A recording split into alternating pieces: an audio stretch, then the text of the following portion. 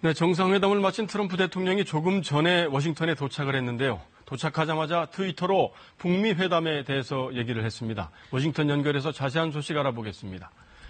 박유한 특파원, 트럼프 대통령이 언제 도착을 한 겁니까? 네, 트럼프 대통령이 싱가포르를 떠난 뒤에 괌과 하와이의 군기지를 들러서 조금 전에 백악관으로 돌아왔습니다. 워싱턴에 내리자마자 막 돌아왔고 긴 여행이었다면서 트윗을 올렸는데요. 더 이상 북한으로부터의 핵 위협은 없다고 단언했고요. 김정은 위원장과의 회담이 아주 흥미있었고 매우 긍정적인 경험이었다고 평가했습니다.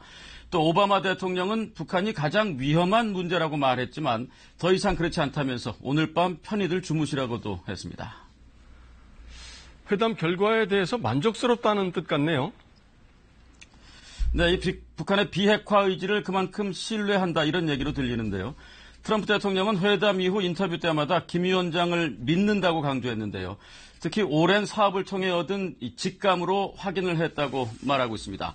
이런 감을 갖게 된 이유가 여럿 있겠습니다만 트럼프 대통령은 김정은 위원장이 아버지 김정일 위원장이 핵합의를 지키지 못했던 얘기를 해가면서 비핵화 의지를 거듭 확인한 데에 상당히 고무된 듯합니다. He said that, there are reasons he didn't because he was let down by the United States, but that's irrelevant. What he's doing, and he very much said that. He said, over the years, first of all, they've never gone this far. 기자회견에서 한미 연합훈련에 대한 얘기를 트럼프 대통령이 많이 했는데요. 이에 대해서 백악관 측의 공식 입장은 뭔가요? 네, 한미 연합훈련 중단을 놓고는 이 미국의 정가와 언론에서도 관심과 우려가 많이 나오는데요. 이런 우려를 의식해서인지 펜스 부통령이 먼저 정리를 했습니다. 코리 가드너 상원의원이 트위터로 펜스 부통령의 얘기를 전했는데요.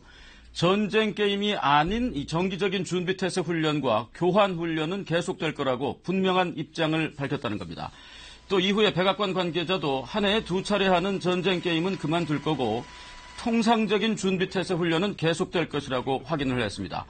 또 미국 국방부 쪽에서는 특정 수준의 연합훈련은 계속될 거라는 얘기도 나왔습니다. 네, 그렇다면 통상적인 훈련은 그대로 유지한다, 이런 얘기인가요? 네, 그렇습니다. 미국의 언론에서는 훈련을 하지 않는 병력을 한국에 주둔시켜봤자 전투력을 유지할 수 있겠느냐 이런 우려까지 나왔었는데요. 이런 우려를 의식해서인지 백악관과 미 국방부가 서둘러 입장을 정리하려는 모양새를 보입니다. 트럼프 대통령도 회담 이후의 여러 인터뷰에서 주한미군이나 이 해구산 문제는 북미 정상회담에서 논의조차 되지 않았다고 강조해서 얘기를 했는데요. 연합훈련 중단이 나올 수 있는 한국의 안보 불안, 이런 우려를 불식시키겠다는 의지를 보인 걸로 풀이됩니다. 워싱턴에서 전해드렸습니다.